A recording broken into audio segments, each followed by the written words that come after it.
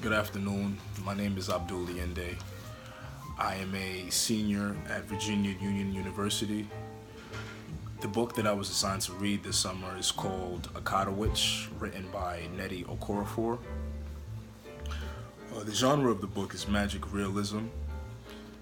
As it relates to another magic realism book, Harry Potter, it's definitely one that you can compare Akata to, being that in this book, Akata there's actually a scene where a book grows legs and literally walks around the campus, walks around the room that the main character, Sunny, who is the protagonist, is in. A quick summary of the book Akata is as follows. Akata follows the life of Sunny, a girl in Nigeria who gets bullied for being albino.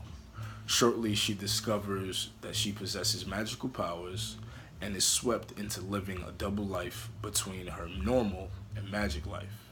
Sunny and her new friends, Orlu, Chi-Chi, and Sasha, soon find out the power they hold and are faced with defeating a magical serial killer, Orokoro. One of the main things that must be kept in mind when reading this book is that there's a lot of Nigerian verbiage that if you haven't been exposed to that dialect before, it'll be difficult for you to truly understand and get a real gist of what's trying to be said and what's trying to be conveyed by the author.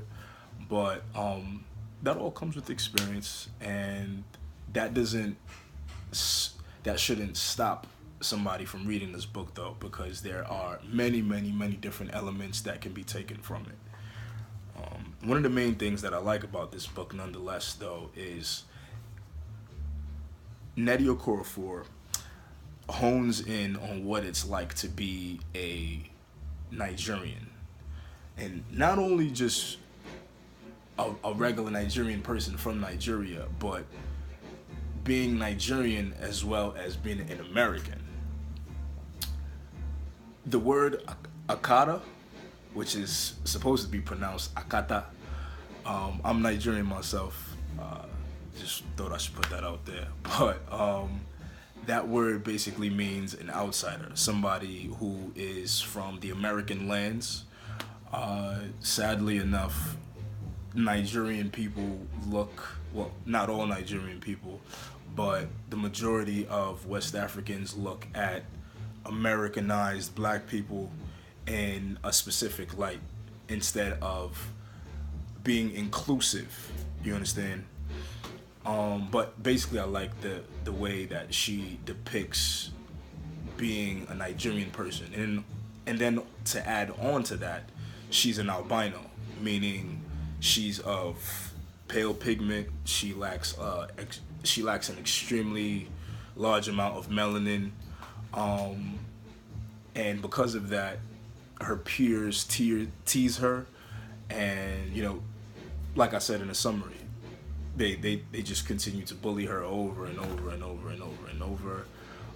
But I definitely do enjoy how she matriculates through the book with the idea of, even though you may have what society may deem as an inability, you can take that inability and twist it around to the point where now you're truly understanding what it is to be yourself, as well as you're not what's the word I'm looking for? What's the term I'm looking for? As you damn, lost it. But basically, you can take an inability and turn it around to be something positive. And so I really like that she was able to hone in on that aspect.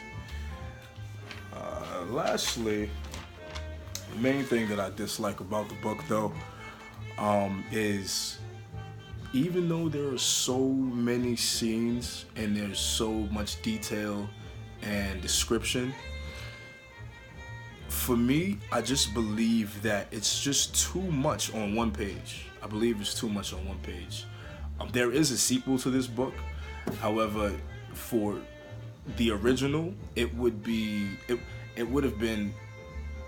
I think I would have enjoyed it more if there were more pages, so to speak, because it just seemed as if there was so much information trying to be crammed in, so many elements trying to be crammed into just one area or one chapter, and so to speak, it didn't. I don't think that it should have been that way, but nonetheless, I definitely still enjoyed reading the book.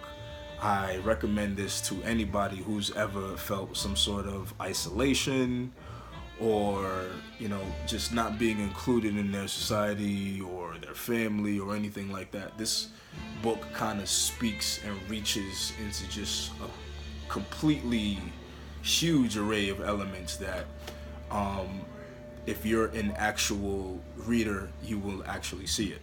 So that is my book review.